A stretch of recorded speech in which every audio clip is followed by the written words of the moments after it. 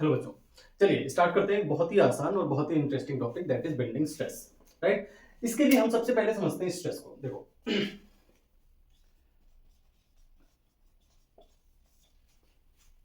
अगर आपने ये पहले कभी नहीं पढ़ा है टॉपिक तब भी कोई दिक्कत नहीं है, आपको स्ट्रेस नहीं पता है कोई दिक्कत नहीं है ना। बस साथ में बने रहिए, हम साथ में काम करते रहेंगे। जैसे मैं समझाता जाऊं वैसे लिखते रहिएगा, अपने आप से ट्राई करते रहिएगा, हो जाएगा। पहले हम समझते हैं स्ट्रेस को। देखें, we use that term very regularly in daily life that we are stress. बहुत सारे असाइनमेंट्स मिल गए हैं, है ना, टाइम कम पड़ रहा है, बहुत स्ट्रेस हो रहा है ना, रिलेशनशिप्स की वजह से स्ट्रेस हो रहा है। तो it is a very common term stress. But आपने कभी ये नोटिस किया दैट कि स्ट्रेस आप एक्सटर्नली देख सकते हो क्या? नहीं देख सकते हो, राइट। मैं ये बोल सकता हूँ क्या कि मेरे माथे में स्ट्रेस हो रहा है, मेरे गाल में स्ट्रेस हो रहा है? नहीं, right. It is a internal feeling. Similarly in the case of structures also, stress is a internal feeling of the member. But देखो, इंटरनल फीलिंग ना कभी भी एक्सटर्नल फैक्टर्स के बिना नहीं आती। आपको कोई बाहर से परेशान करेगा तब आप इंटरनली स्ट्रेस फील करोगे, राइट। सिमिलरली यहां पर भी स्ट्रेस ऐसे ही नहीं इंटरनली आ जाएगा। लेट्स से मैं इस बोर्ड पर फोर्स लगाता हूं। अब ये फोर्स जो है ना, ये बोर्ड रजिस्ट करने का ट्राई करता है, राइट। बाहर से जो फोर्स लग रहा है वो प्रेशर की फॉर्म में लग रहा है, राइट, क्योंकि फोर्स अगर मैंने लगाया है और वो किसी एरिया पे एक्ट कर रहा है, ये एरिया है ना, तो वो अल्टीमेटली क्या बन जाता है? फोर्स अपॉन एरिया, यही हो जाता है, राइट। और इसी प्रेशर को रजिस्ट करने के लिए ये जो बोर्ड अंदर से मेरे हाथों में लगा रहा है, दैट इज स्ट्रेस। ध्यान से समझिए। अगर मैं इसको डिफाइन करूं तो मैं लिख सकता हूं it is a internal resistance offered by body और member, right, against any loading, right. वैसे तो फोर्स भी बोल सकते हैं बट हम बिकॉज स्ट्रक्चर्स पढ़ रहे हैं तो यहां पर फोर्स क्या बन जाता है? लोड बन जाता है अगेंस्ट एनी लोडिंग, राइट। किसी भी लोड के अगेंस्ट जो इंटरनल रेजिस्टेंस ऑफर करती है बॉडी, उससे हम क्या बोलते हैं? स्ट्रेस बोलते हैं। बिल्कुल बिल्कुल सिंपल सी डेफिनेशन है, कुछ भी नहीं है, राइट। अब ये इस देखो, ऐसी तो इंटरनल रेजिस्टेंस ऑफर नहीं करने देंगे, सॉरी, ऐसे तो इंटरनल रेजिस्टेंस ऑफर नहीं करने लगेगा आपकी बॉडी और मेंबर, राइट। इसका प्रोसेस क्या होता है? देखो होता क्या है, एक और टर्म है जिसे हम बोलते हैं स्ट्रेन, राइट। ध्यान से समझिएगा, ये दोनों टर्म बहुत इंपॉर्टेंट है और इन्हीं से हमें समझ में आएगा कि बेंडिंग स्ट्रेस कैसे जनरेट होती है। स्ट्रेन क्या होता है? मैंने ये फोर्स लगाया, देखो बहुत बहुत माइन्यूट सी डिटेल है, राइट। जैसे ही मैंने फोर्स लगाया, देखो अभी मेरा हाथ जो है ना बोर्ड पर है नहीं, आप लोगों को नहीं दिख रहा होगा बट मेरा यकीन करो, मैं झूठ नहीं बोलता, बोर्ड पर नहीं है। अब मैंने बोर्ड पर हाथ लगाया है, जब तक मैं इसको फिजिकली टच नहीं करूंगा फोर्स लगा सकता हूं? नहीं लगा सकता, राइट। और जैसे ही मैंने टच किया तो सबसे पहले जो इसका फिजिकल डायमेंशन है वो चेंज होगा। देखो, रजिस्ट किसे कर रहा है? जो आपका बॉडी है वो क्या रजिस्ट कर रहा है? फोर्स डायरेक्टली रजिस्ट कर रहा है? नहीं। देखो, मैं अगर आपका हाथ मोड़ू, राइट, और आपको पेन नहीं हो, राइट, तो हो सकता है कि थोड़ी देर आप ऐसे रखो, अल्टीमेटली ये पेन होता है तो आप इसे रजिस्ट करने का ट्राई करते हो, नहीं भाई नहीं मोड़ो हाथ मेरा, राइट। और वो पेन क्यों होता है? क्योंकि ये जो फिजिकल डायमेंशन है आपके हाथ की वो चेंज हो रही है, जो एक नेचुरल डायमेंशन है वो चेंज हो रही है। सिमिलरली यहां पर भी हमें दिखता नहीं है, ये चेंज बहुत माइक्रो होता है इसलिए हम ऐसे तो नहीं देख पाते हैं, बट जैसे ही मैंने हाथ लगाया इसकी फिजिकल डायमेंशन में चेंज होगा। और न्यूटन सर कह गए हैं कि कोई भी ऑब्जेक्ट है वो अपनी नेचुरल कंडीशन में रहना चाहता है, उसको छेड़ो मत। वो कहता है कि मेरे मेरे को मत छेड़ो, मैं जैसा हूं रहने दो। तो ये जो फिजिकल चेंज हो रहा है इसको बॉडी रजिस्ट करने का ट्राई करेगी और इसी रेजिस्टेंस की वजह से स्ट्रेस आएगा। आपको समझ में आ रहा है? यानी पहली स्टेज क्या है फोर्स लगाने के बाद? पहली स्टेज है फिजिकल टच,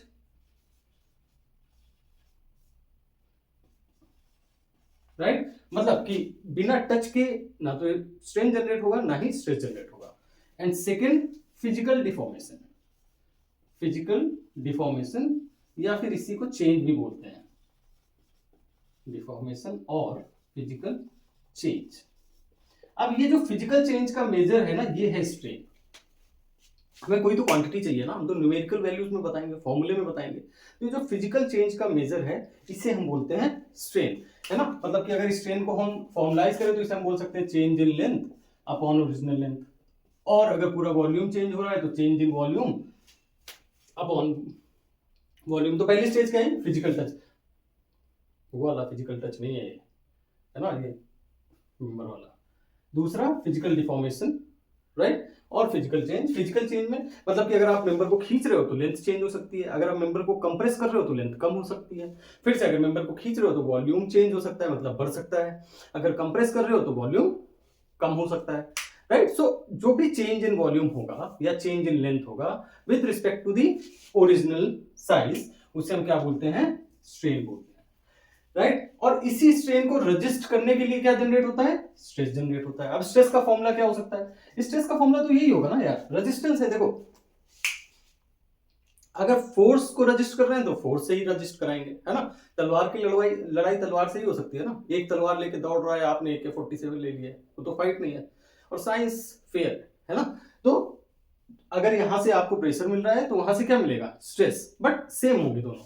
तो फॉर्मूला भी यहां पर सेम होगा, दैट इज P/A। बिल्कुल सेम फॉर्मूला है, यूनिट भी सेम होगी। यहां पर यूनिट क्या है? न्यूटन पर mm स्क्वायर। और अगर स्ट्रेन की बात करें तो यहां पर कोई यूनिट होगी क्या? नहीं होगी। स्ट्रेन कैसी क्वांटिटी है? यूनिट लेस क्वांटिटी है। ये तो बहुत सिंपल सिंपल सी चीजें हैं, आई गेस मुझे समझ में आ रहा है और आपको इंटरेस्टिंग भी लग रहा होगा। ठीक है, अब एक क्वेश्चन बहुत बार पूछ लेते हैं कि पहले क्या जनरेट होता है? पहले स्ट्रेन जनरेट होता है या स्ट्रेस जनरेट होता है? अब देखो, आपको प्रोसेस समझ में आ गया है ना। प्रोसेस अगर समझ में आ गया तो आपको पता चल रहा होगा कि अगर फिजिकल चेंज नहीं होगा तो बॉडी रजिस्ट ही क्या करेगी, है ना। फॉर एग्जाम्पल, मैं ऐसे हाथ पकड़ूं, बहुत थोड़ा सा फोर्स लगा रहा हूं, है ना। मतलब एक छोटा सा बच्चा है और आपका हाथ मोड़ने की कोशिश कर रहा है तो बिल्कुल फोर्स नहीं लगा पा रहा, तो आपका हाथ मुड़ ही नहीं रहा, तो फिर कोई फिजिकल चेंज नहीं हो रहा। कोई फिजिकल चेंज नहीं हो रहा तो क्या रजिस्ट करेगी बॉडी, है ना। यानी किसी भी रेजिस्टेंस के लिए चेंज रिक्वायर्ड है। अगर ऐसा है तो पहले फिजिकल चेंज होगा, और पहले फिजिकल चेंज होगा तो तुरंत क्या आ जाएगा? स्ट्रेन आ जाएगा, राइट। तो पहले क्या आता है? स्ट्रेन। स्ट्रेन को रजिस्ट करने के लिए या स्ट्रेन की वजह से जो फिजिकल चेंज की वजह से जो स्ट्रेन है उसको रजिस्ट करने के लिए क्या आता है? स्ट्रेस आता है। आई गेस यहां तक पॉइंट आपको समझ में आ रहा है, राइट। सो स्ट्रेस और स्ट्रेन यहां से क्लियर है। इसको डिनोट कैसे करते हैं? स्ट्रेन को डिनोट करते हैं E से और एप्सिलॉन से, ये साइन होता है। और इसको डिनोट करते हैं सिग्मा से और F से। ध्यान रखिएगा। मुझे लगता है मैंने इनफ डिटेल्स आपको दे दी है। अब आते हैं बेंडिंग स्ट्रेस पे। अब बेंडिंग देखो दो तरीके से हो सकती है, राइट। मुझे लगता है यहां बता सकता हूं, ठीक है, यहीं पर लिख देता हूं बेंडिंग, राइट। एक सपोज मेंबर है, ये बेंड कैसे हो सकता है? या तो मैं एक तरफ से फिक्स कर दूं, राइट, और दूसरी तरफ से फोर्स लगाऊं किसी भी डायरेक्शन में। अगर आप ऊपर से लगाओगे ऐसे चला जाएगा, नीचे से लगाओगे ऐसे चला जाएगा, तो बेंडिंग हो सकती है ना। अगर डेली लाइफ एग्जांपल्स में देखो तो जो आपके डोर्स होते हैं या विंडोज होते हैं उनमें जो बेंडिंग होती है, एक तरफ से फिक्स होता है, दूसरी तरफ से आप फोर्स लगाते हो। दूसरा क्या हो सकता है? मेंबर है, आप दोनों तरफ से फोर्स लगा रहे हो, ऐसे लगा रहे हो या फिर ऐसे लगा रहे हो। अगर ऐसे लगा रहे हो तो इस तरीके से बेंडिंग हो जाएगी, ऐसे लगा ऊपर वाले से ऐसे बेंडिंग हो जाएगी, राइट। देखो, मतलब यहां से जो फोर्स है ये बेंड हो गया। अब इसी बेंडिंग की वजह से फिजिकल चेंज होता है, राइट। थोड़ा सा हटाना पड़ेगा, 1 मिनट दीजिए मुझे। ओके, लेट्स से एक मेंबर ले लेते हैं यहां पर, राइट, और इसमें इस तरीके से कुछ बेंड किया इसे। अब ये क्या होगा? ये कुछ ऐसा हो जाएगा इस तरीके से, राइट। तो फिर नीचे बना लेते हैं इसको, ये कुछ ऐसा सा हो जाएगा। अब यहां से इतना तो क्लियरली समझ में आ रहा है कि जब हम ऐसे बेंड करेंगे तो ये वाली जो लेयर है ये क्या हो जाएगी? कंप्रेस हो जाएगी, और ये क्या हो जाएगी? इलोंगेट हो जाएगी, यानी बढ़ जाएगी, राइट। मतलब लेट्स से अगर ये L था, राइट, तो हम ये बोल सकते हैं कि जो हमारी अपर लेयर है उसकी लेंथ समथिंग L प्लस होगी, माइनस होगी क्योंकि कंप्रेस हो गई है, L माइनस डेल्टा L हो जाएगी। और जो लोअर लेयर है, राइट, उसकी length L plus delta L हो जाएगी। अगर बेंडिंग अपोजिट साइड है तो ये वाइस वर्सा हो जाएगा, राइट। मतलब कि अगर बेंडिंग आपने कुछ इस तरीके से की है तो जो अपर लेयर है वो प्लस हो जाएगी, तो इसे मैं प्लस माइनस बोल देता हूं, इसे प्लस माइनस बोल देता हूं, ठीक है। अगर लेंथ कम ज्यादा हो रही है इसका मतलब है कि हम फिजिकल चेंज वाले स्टेज पे पहुंच गए हैं, राइट। अगर लेंथ क्या हो रही है, कम ज्यादा हो रही है, तो हम क्या फिजिकल चेंज वाले स्टेज पर पहुंच गए हैं। और अगर फिजिकल चेंज है तो मतलब स्ट्रेन जनरेट हो गया होगा। यही तो होता है डेल्टा एल अपॉन एल। अगर डेल्टा एल मिल गया है, एल पहले से था, तो स्ट्रेन क्या होगा, जनरेट हो गया। और उस स्ट्रेन को रेजिस्टेंस और उस स्ट्रेन को रजिस्ट करने के लिए स्ट्रेस भी जनरेट हो गया होगा। तो हम स्टार्ट कहां से कर रहे थे, बेंडिंग से। हम कहां से स्टार्ट कर रहे थे, बेंडिंग से। और बेंडिंग की वजह से क्या जनरेट हो गई है, स्ट्रेस। मींस जो बेंडिंग की वजह से स्ट्रेस जनरेट होती है उसी को हम क्या बोल देते हैं, बेंडिंग स्ट्रेस। बिल्कुल सिंपल सा, कोई बीच में गैप मुझे नहीं लगता है कि रह गया है, राइट। डायरेक्टली अगर फोर्स की वजह से स्ट्रेस जनरेट हो रही है तो उसे हम स्ट्रेस ही बोलते हैं नॉर्मल। लेकिन अगर बेंडिंग की वजह से स्ट्रेस जनरेट हो रही है तो उसे हम क्या बोल देते हैं, बेंडिंग स्ट्रेस बोल देते हैं, राइट। समझ में आ रहा है। अब एक छोटा सा मैथमेटिकल क्वेश्चन आया है यहाँ पर कि आपने बोल तो दिया बहुत आसानी से कि भाई स्ट्रेन आया और स्ट्रेन की वजह से स्ट्रेस आया, बट इसको मैथमेटिकली बताओ ना कि स्ट्रेन आया तो कितनी स्ट्रेस आई। ऐसे थोड़ी ना बोल सकते हो हवा में कि नहीं भाई मेरा हाथ मुड़ा और फिजिकल चेंज हो गया, स्ट्रेन आ गया तो स्ट्रेस आ गई। अरे साइंस ऐसे तो नहीं चलता। हमें बताना पड़ेगा कि कितने स्ट्रेन पे कितना स्ट्रेस है, मतलब एक इंपेरिकल फॉर्मूला चाहिए। And there was a scientist name Hooke's. उन्होंने एक लॉ दिया। उन्होंने कहा under elastic limit, under elastic limit जो स्ट्रेस है वो डायरेक्टली प्रोपोर्शनल होता है स्ट्रेन के। Under elastic limit the stress is directly proportional to strain. और ये प्रोपोर्शनलिटी साइन हटता है तो एक कांस्टेंट आ जाता है जिसे हम बोलते हैं मॉडुलस ऑफ इलास्टिसिटी। क्या बोलते हैं, मॉडुलस ऑफ इलास्टिसिटी। समझ में आ रहा है ना, बिल्कुल सिंपल है। बस यहां पर ये थोड़ा समझने वाली बात है, अंडर इलास्टिक लिमिट का क्या मतलब है। देखो इलास्टिसिटी समझते हो ना कि उस पॉइंट तक फोर्स लगाएं कि जैसे ही फोर्स हटा दें the member can return in their original, members can return in their original shape and size. ये होता है इलास्टिसिटी। बट इलास्टिसिटी के बाद लोड लगाने से क्या होता है, जो मेंबर का बेसिक स्ट्रक्चर होता है वो ब्रेक हो जाता है। और अगर मेंबर का बेसिक स्ट्रक्चर ब्रेक हो गया, राइट, तो फिर आप ये बता नहीं सकते हैं, राइट, कि वो कितना रिटर्न आएगा या से शेप एंड साइज कितना रिगेन करेगा। सिमिलरली यहां पर भी मैं एक एग्जांपल दे देता हूं आपको, अगर यहां पर समझ नहीं आया। जो पॉलीथीन होती है ना, पॉली बैग, जो नॉर्मल हम स्टोर से लेते हैं सामान, तब तो एक पॉली बैग मिलता है, उसको आप थोड़ा सा खींचो। जब खींचोगे ना तो कहीं पर पतला हो जाएगा, थिन हो जाएगा, राइट। इसका मतलब कि जो उसका बेसिक स्ट्रक्चर था वो ब्रेक हो गया है, राइट। अब जितना फोर्स लगा रहे हो उसमें कितना इंपैक्ट आएगा ये कैलकुलेट करना बड़ा मुश्किल है, क्योंकि वो स्ट्रक्चर कितना ब्रेक हुआ है ये भी आप नहीं बता सकते। तो अगर उसका बेसिक स्ट्रक्चर ठीक है, वो अपना शेप एंड साइज रीगेन कर रहा है जैसे ही आप फोर्स हटा रहे हैं, तब तक ये लॉ वैलिड है।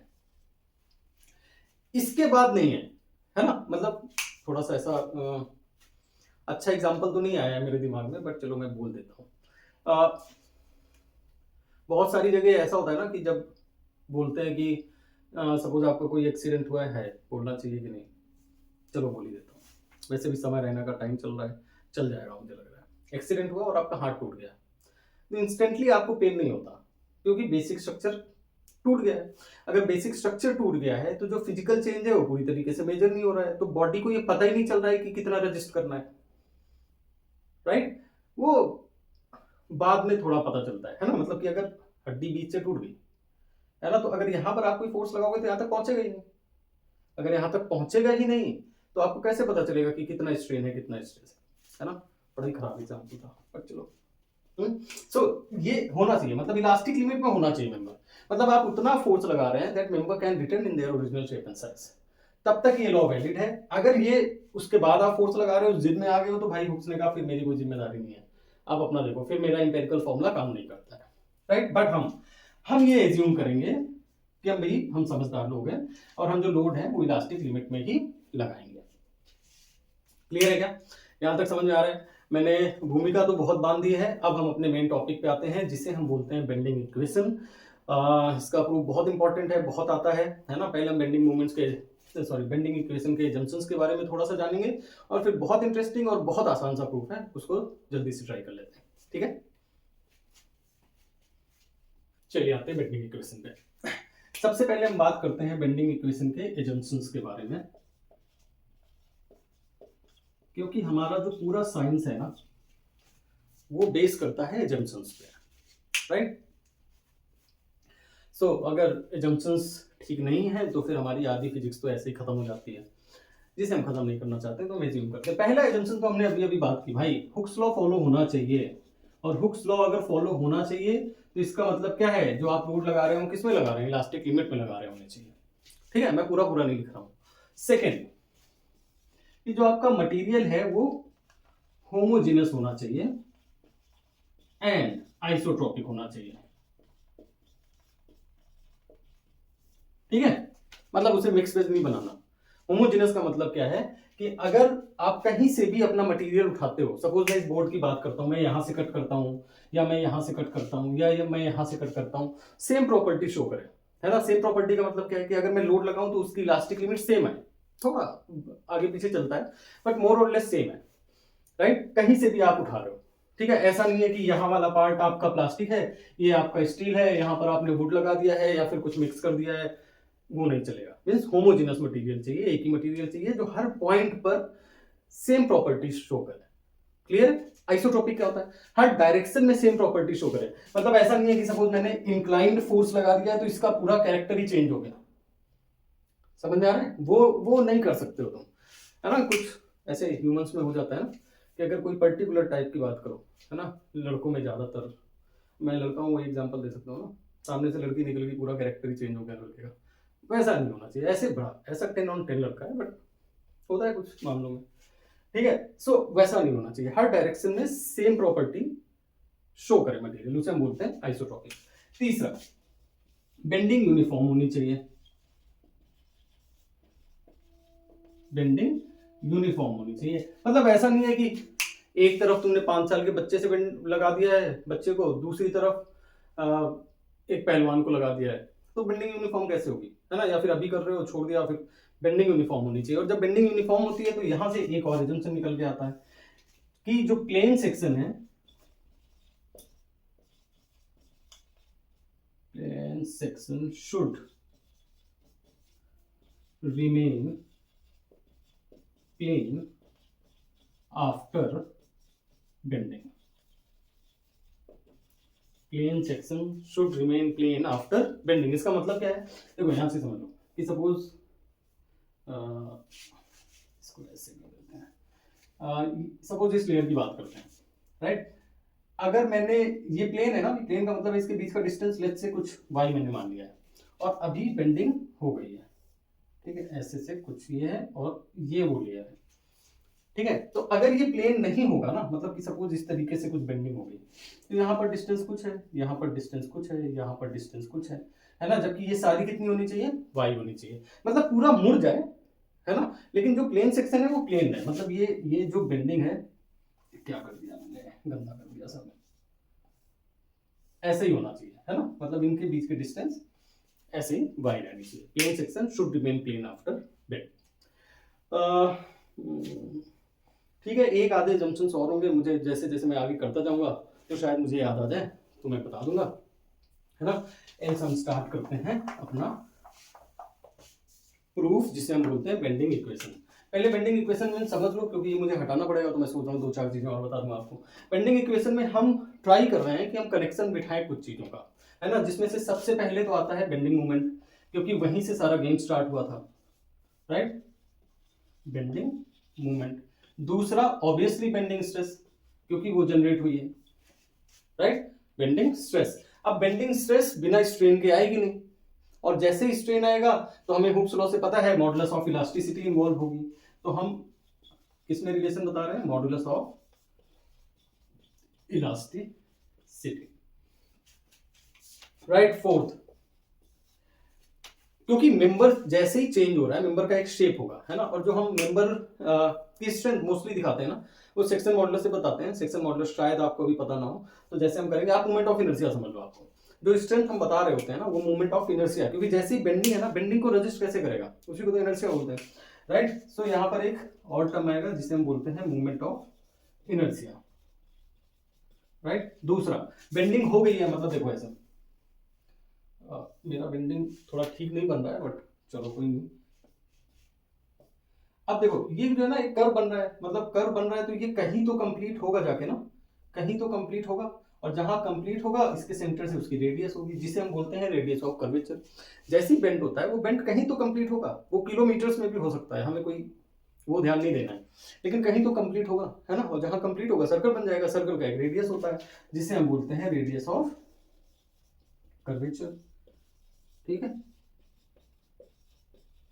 ठीक है, या फिर रेडियस ऑफ जायरेशन, जो भी आप टर्म यूज करते रहो, इसको हम डिनोट करते हैं आर से। तो टेक्निकली जो बेंडिंग इक्वेशन है वो इनका रिलेशन दिखाना है कि आपस में कैसे रिलेटेड है। बहुत ही आसान सा है, अगर आपको स्ट्रेस और स्ट्रेन ठीक से समझ में आ गए तो कोई प्रॉब्लम नहीं होगी। 10 to 15 मिनट्स और आपको बियर करना होगा, उसमें बेंडिंग इक्वेशन हो जाएगी। फिर हम कुछ न्यूमेरिकल प्रॉब्लम्स देखेंगे अगर आज टाइम रहेगा, वरना नेक्स्ट लेक्चर में देखेंगे। ओके, चलिए ठीक है, स्टार्ट करते हैं। मतलब कि पहले हम अपना मेंबर बना लेते हैं, ठीक है, और इस मेंबर को कट कर लेते हैं कि हम इतना पोर्शन ले रहे हैं, ठीक है। This is P Q R S, और यहाँ पर कोई लेयर ले लेते हैं जो हमारी लेयर ऑफ कंसिडरेशन होगी, मतलब जिसके रिस्पेक्ट में हम सारी बात करेंगे, ठीक है। न्यूट्रल एक्सिस आएगा एन ए, अच्छा न्यूट्रल एक्सिस रह गया है यार हमसे, चलो अभी अभी अभी बता देता हूँ। इसको ले लेते हैं एक्स, इसको ले लेते हैं वाई, और इसमें मोमेंट लगाते हैं जिसका मैग्नीट्यूड है m। अब जैसे ही मोमेंट लगा तो ये कुछ इस तरीके से बन जाएगा, ठीक है, ये हो गया। तो जो लेयर पी क्यू थी ये हो जाएगी पी डैश क्यू डैश, ये लेयर हो जाएगी आर डैश एस डैश, और जो हमारी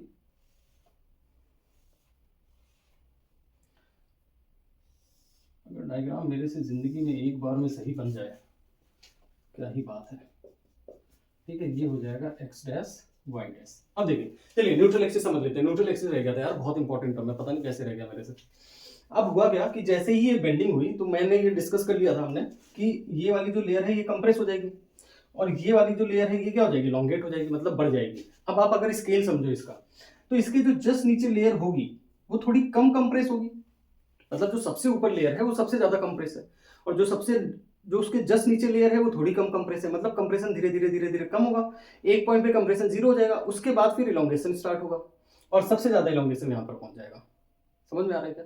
फिर से रिपीट करता हूँ, देखो एक स्केल होता है ना यार, स्केल का मतलब कि आप सपोज कंप्रेशन को अगर आप निगेटिव मान रहे हो तो सबसे ज्यादा कंप्रेशन लेट्स से -4 है, उसके नीचे -3 होगा, देन -2, देन -1, फिर क्या हो जाएगा 0, और फिर इलोंगेशन स्टार्ट हो जाएगा। अपोजिट डायरेक्शन है तो इसलिए पॉजिटिव कर देंगे, 1 2 3 4, मतलब बीच में एक 0 जरूर आएगा।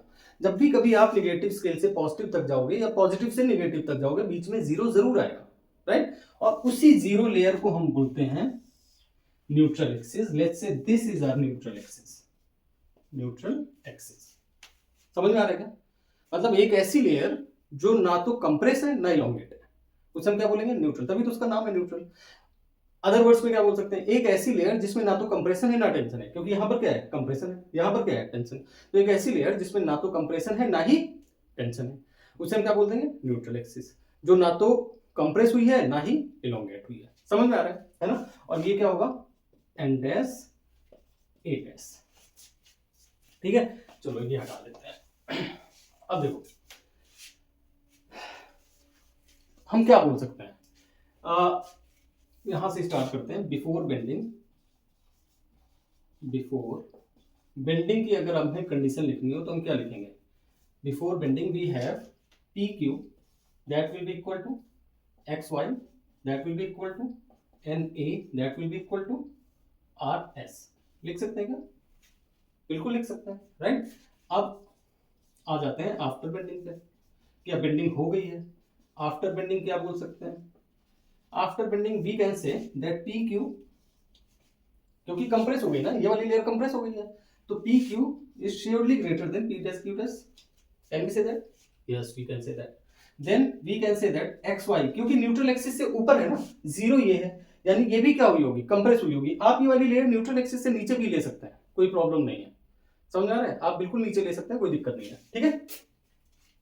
So xy is definitely greater than x dash y dash, then na, because ये न्यूट्रल है तो ये तो चेंज होगी नहीं, है ना। मतलब जो न्यूट्रल है वो न्यूट्रल है, मतलब कि ये ना तो बढ़ी है ना घटी है, यानी जब पहले na थी अभी भी क्या है na, यानी कैसे na will be equal to n dash a dash, simple है, राइट। इसके बीच की डिस्टेंस ले लेते हैं, लेट्स से y। अब बिकॉज हमने एक एजम्पशन लिया था कि जो प्लेन सेक्शन है रिमेन प्लेन आफ्टर बेंडिंग, तो ये यहां पर भी क्या रहेगा y। सिंपल है, समझ में आ रहा है, कोई डाउट नहीं है, राइट। ये कंडीशंस आई गेस आपको समझ में आ रहे हैं। अब देखो, जैसे ही बेंडिंग होगी क्या होगा, सबसे पहले फिजिकल चेंज, और फिजिकल चेंज होगा तो क्या आएगा, स्ट्रेन आएगा, राइट। क्या आएगा, स्ट्रेन। तो स्ट्रेन निकालेंगे हम किस लेयर में, एक्स वाई लेयर का स्ट्रेन देखते हैं। अब स्ट्रेन का फॉर्मूला क्या होता है, E is equal to change in length upon original length. अब लेंथ चेंज कहां पर हुई है, एक्स वाई चेंज होकर क्या हो गया, X dash Y dash, right. और चेंज कैसे देखेंगे, बड़ी वैल्यू माइनस छोटी वैल्यू।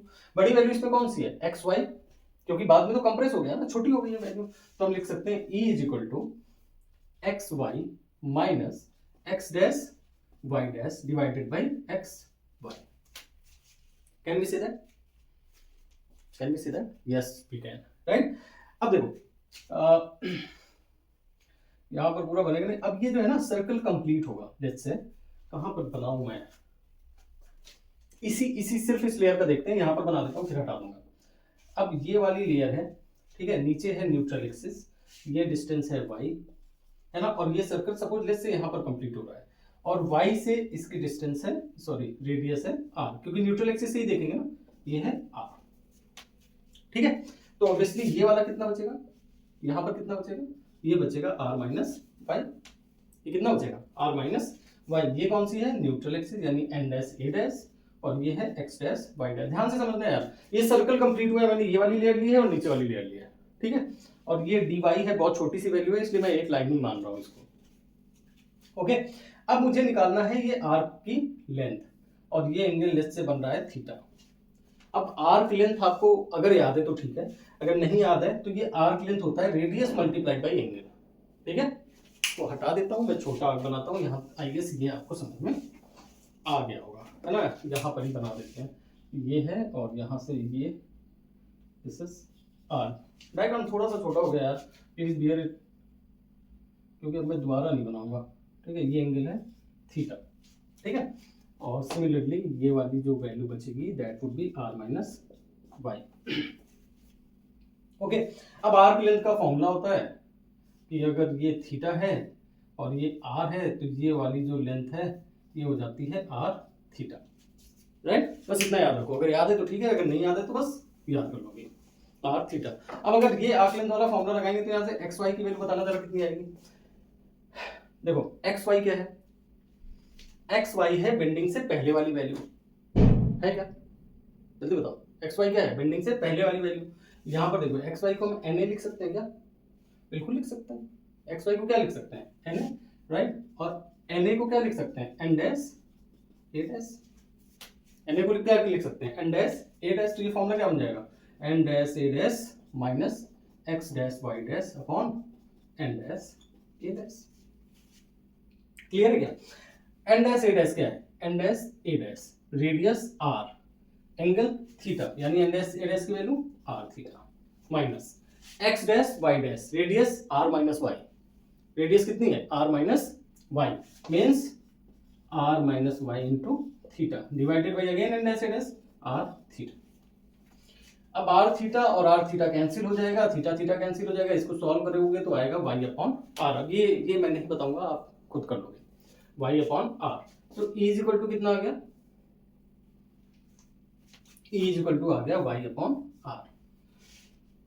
क्लियर है क्या, समझ में आ रहा है इतना। अब E is equal to Y upon R आ गया। अब हुक्स लॉ से हमें क्या मिलता है, हुक्स लॉ सेज कि जो सिग्मा है इज इक्वल टू क्या होता है, E upon, sorry sigma is equal to A into E, यानी यहां से ई इज इक्वल टू कितना आएगा, यहां से आएगा सिग्मा अपॉन ई, आ जाएगा क्या। अब एक तो हमें ये स्ट्रेन का वैल्यू पता है और एक ये स्ट्रेन का वैल्यू पता है, ऑब्वियसली दोनों को इक्वल कर सकते हैं, कर सकते हैं क्या। अब अगर दोनों को इक्वल करेंगे तो यहां से आएगा sigma upon E is equal to Y upon R. इसी को रीअरेंज कर देते हैं तो हो जाता है sigma upon Y is equal to E upon R. This is the half part of our bending equation. मतलब हमने बेंडिंग इक्वेशन को आधा डिराइव कर लिया है। समझ में आ रहा है क्या? क्लियरली समझ में आ रहा है सभी, है ना? Sigma upon Y is equal to E upon R. पता नहीं ज्यादा हौच पौच हो जाएगा क्या, मिटाना पड़ेगा या यहीं पर कर दूं? चलो ट्राई करते हैं, हो जाएगा तो ठीक है, वरना कट कर दूंगा वीडियो, है ना? ओके, अब हमें सबसे मेन जो मूवमेंट से रिलेशन था वो तो हमने निकालेंगे यार। वो कैसे निकालेंगे, है ना? तो मूवमेंट का देखो बेसिक फॉर्मूला क्या होता है? मूवमेंट का बेसिक फॉर्मूला होता है force multiplied by perpendicular distance. Perpendicular distance, right? और फोर्स क्या होता है? Stress multiplied by area multiplied by perpendicular distance. ठीक है, यही होता है। ओके, अब स्ट्रेस तो हमने निकाल लिया है, राइट? अब देखो स्मॉल एरिया के लिए ले रहे हो ना, बिल्कुल ये है ना, इसका एरिया हमने कितना लिखा था, लिखा नहीं यहाँ पर ना, स्मॉल एरिया डी ए, और ये वाली जो वैल्यू है ये है डी वाई। ठीक है, बहुत छोटी सी वैल्यू है, तो बहुत छोटी सी वैल्यू तो बहुत छोटा सा मूवमेंट मिलेगा। तो हम क्या लिख सकते हैं, D M is equal to stress, यहां से सिग्मा की वैल्यू क्या आ जाएगा, E Y upon R, E Y upon R. Clear है? Multiply by area, small area D multiply by perpendicular distance. अब परपेंडिकुलर डिस्टेंस क्या है, हम मूवमेंट किसके रिस्पेक्ट में देख रहे हैं, न्यूट्रल एक्सिस में, क्योंकि वही तो एक रेफरेंस पॉइंट है हमारा, है ना? क्योंकि वही जीरो है और उसी के रिस्पेक्ट में हम देख रहे हैं कितनी बेंडिंग होगी। अगर इसके रिस्पेक्ट में देख रहे हैं तो यहां से परपेंडिकुलर डिस्टेंस कितनी है, y, कितनी है y। तो ये क्या हो जाएगा देखो, e अपॉन r, ठीक है, e upon r multiplied by D A Y square बन जाएगा। ठीक है, दोनों तरफ इंटीग्रेशन लगा दो, e अपॉन r तो कांस्टेंट है, डी ए इंटीग्रेट होके क्या हो जाएगा a, right? D A integrate होके क्या हो जाएगा a, तो यहां से क्या आ जाएगा m is equal to e upon r into A Y square. अब ए वाई स्क्वायर याद करो जरा क्या होता है, फटाफट से याद कर लो। ए वाई स्क्वायर क्या होता है, मोमेंट ऑफ इनर्शिया, और वाई लगा है तो किसके रिस्पेक्ट में मोमेंट ऑफ इनर्शिया, एक्स के रिस्पेक्ट में, राइट? समझ में आ रहा है? ये क्या हो जाएगा, मोमेंट ऑफ इनर्शिया, तो ये हो जाएगा E upon R multiplied by I. Clear है? समझ में आ रहा है क्या, राइट? अब पता नहीं नीचे आएगा कि नहीं, यहां समझ लो, यहां पर अब m is equal to E R upon sorry E I upon R है, ठीक है? आई को इधर ले आओ तो m upon I is equal to क्या हो जाएगा, e अपॉन आर। समझ में आ रही है? अब ये और ये देखो जरा, e अपॉन आर दोनों मिल रहे हैं? अगर मिल रहे हैं तो बहुत सिंपल सी बात है, इसको इक्वेट कर दो, sigma upon Y is equal to E upon R is equal to m upon I, right? और यही मिल के बन जाता है बेंडिंग इक्वेशन, राइट? भाई साहब ये जो कम बोर्ड में मैंने चलाया है, नौकरी छोड़ के भी खर्चा चला सकता हूं मैं, आता तो है मुझे सेविंग करना, है ना? ठीक है, सो बेंडिंग इक्वेशन क्लियर है, बहुत सिंपल सा पार्ट था। अब एक टर्म और रह गया है, पता नहीं यहाँ पे अब ज्यादा सेविंग हो जाएगी, है ना? तो एक बार आप देख लो भाई, स्क्रीनशॉट जो लेना है ले लो। दो तीन चीजें हैं जो मैं शायद रिपीट करना चाहूंगा। एक तो मुझे लग रहा है कि ये शायद मैं थोड़ा सा और पहुंच हो गया तो ठीक से समझा नहीं पाया, मैं इसको दोबारा से समझा देता हूँ। और एक टर्म और है सेक्शन मॉडुलस, उसको हम जरूर डिस्कस करेंगे अभी, ठीक है? तो आप एक बार नोट कर लो, मैं पॉज करके आगे का काम करता हूँ। ओके, सो बेंडिंग इक्वेशन हमारे पास आ गई, m upon I is equal to sigma upon Y is equal to E upon R, ठीक है? अब देखो, अगर मैं इन दोनों को पकड़ता हूँ सिर्फ, तो यहां से आता है हमारा m upon I is equal to sigma upon Y, I को उधर ले जाओ, m is equal to sigma I upon Y. अब ये जो टर्म है ना, इसको हम बोलते हैं सेक्शन मॉडुलस, सेक्शन मॉडुलस। और ये इतना इंपॉर्टेंट टर्म है ना यार, बहुत इंपॉर्टेंट है। मतलब कि अगर आपको किसी भी मेंबर या किसी भी शेप की स्ट्रेंथ जाननी है तो हम इसी से पता करते हैं, सेक्शन मॉडुलस से, राइट। अब सेक्शन मॉडुलस आई तो आपको पता है, इस वाई के बारे में डिस्कस कर लेते हैं। सपोज रेक्टेंगुलर सेक्शन की बात करते हैं। अब रेक्टेंगुलर सेक्शन में जो आई का वैल्यू होता है वो कितना होता है, z equal to I upon Y. अच्छा ये बताया गया ना, सेक्शन मॉडुलस को हम डिनोट करते हैं z से, ठीक है, या z से, जो भी बोलते हो आप, ठीक है। I upon Y, I equal to what, B D cube upon 12 हमने पढ़ रखा है। अब y क्या होता है, देखो ध्यान से समझो, y का एक बहुत प्रिसाइज डेफिनेशन है।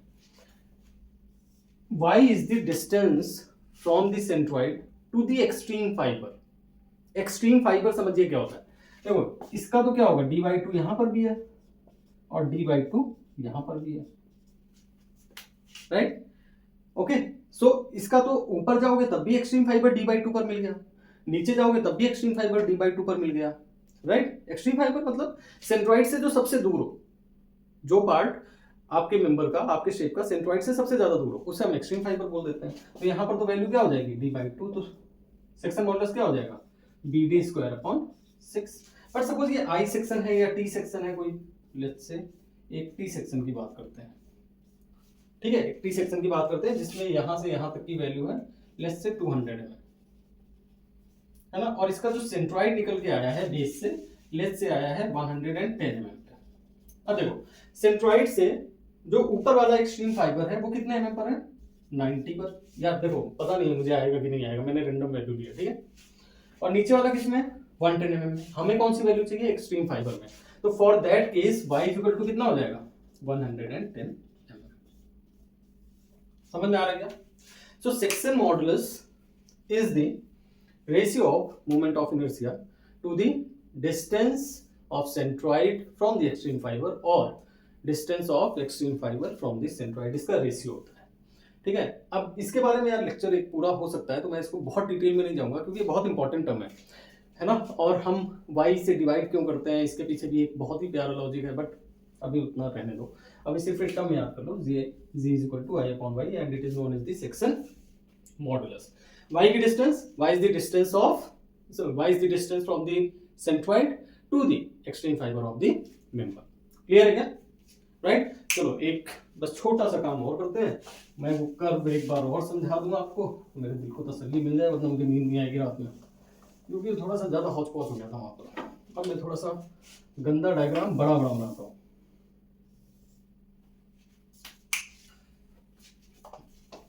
कर्व छोटा कर देता हूँ वरना फिर से रेडियस नहीं बनेगा, ऐसे से कर देते हैं कुछ, ठीक है। अब देखो ये सर्कल कहीं कंप्लीट होगा जाके, ऐसे जहां पर कंप्लीट होगा उसका एक रेडियस होगा, ठीक है। इसको लेट्स से ये वाली लेयर है n डैश a डैश और ये वाली लेयर है x डैश y डैश और इनके बीच की डिस्टेंस है y, राइट।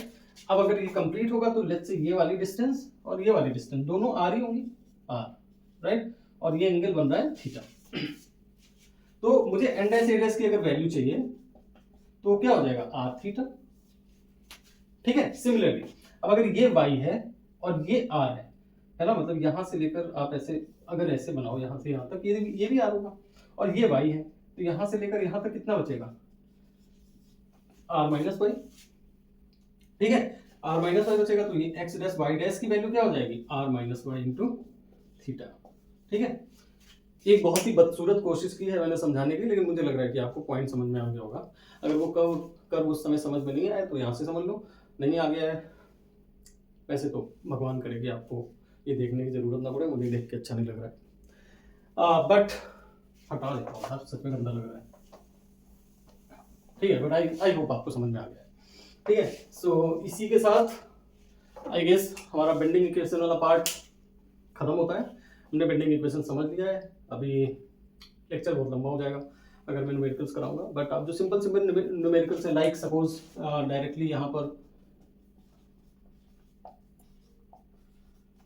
सपोज आपको m दे दिया है, राइट है, आपको सेक्शन दे दिया है, सपोज रेक्टेंगुलर सेक्शन है, उसका साइज दे दिया है 200 बाई 300 mm, राइट, और मूवमेंट दे दिया है 100 किलो न्यूटन मीटर, ठीक है। और आपसे पूछा है कि बताइए सिग्मा क्या होगा, ठीक है। अगर क्योंकि अगर साइज दे दिया है तो y निकल आएगा, साइज दे दिया है तो y निकल जाएगा, bd क्यू बाई 12 है ना, और y क्या हो जाएगा d बाई 2, y क्या हो जाएगा d/2 एंड i हो जाएगा BD³/12, राइट।